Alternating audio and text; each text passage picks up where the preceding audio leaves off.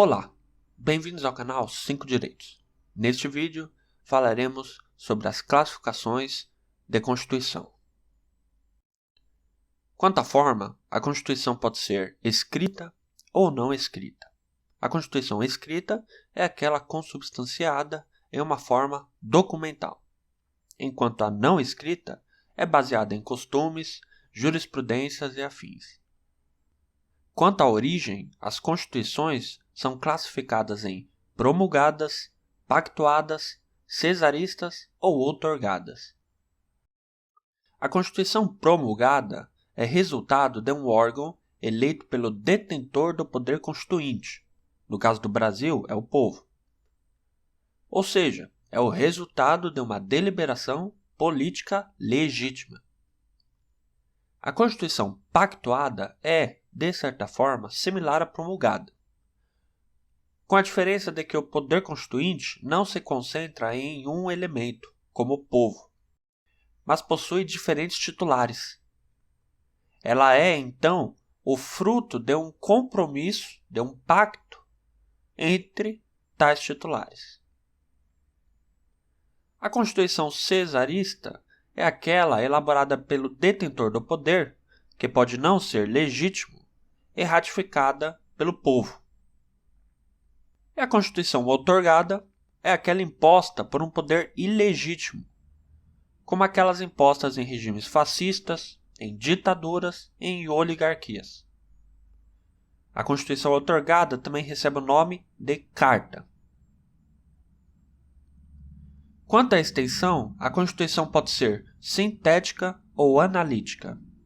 A sintética se limita a determinar a organização estatal, os limites do poder e os direitos e garantias fundamentais, enquanto a analítica, que alguns, de forma errada, equiparam a dirigente, exaure as matérias que considera relevantes para o Estado.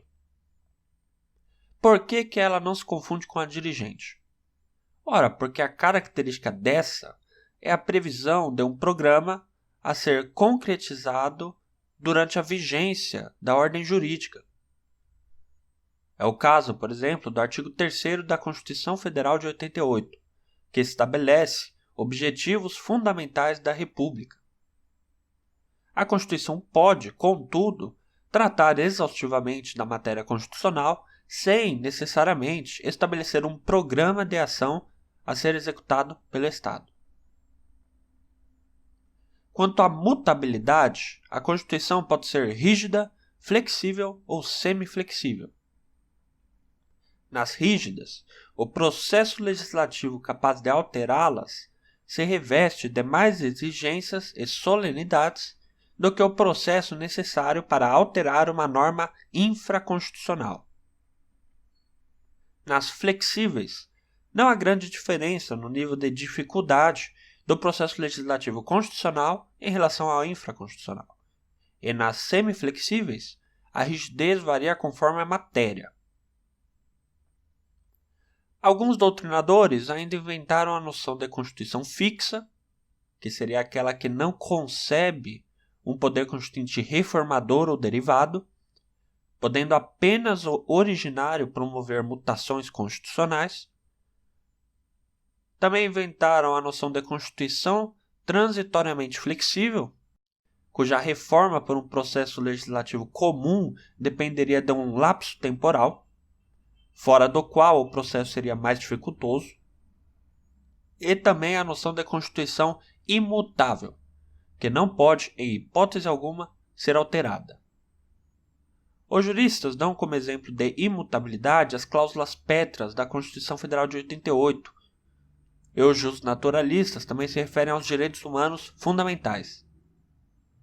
Contudo, do ponto de vista científico, as cláusulas pétreas não são imutáveis, apenas possuem uma mutabilidade condicionada.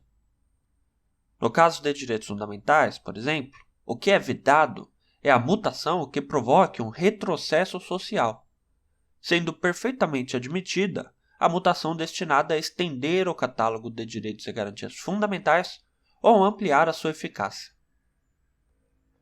Quanto ao modo de elaboração, elas podem ser dogmáticas ou históricas.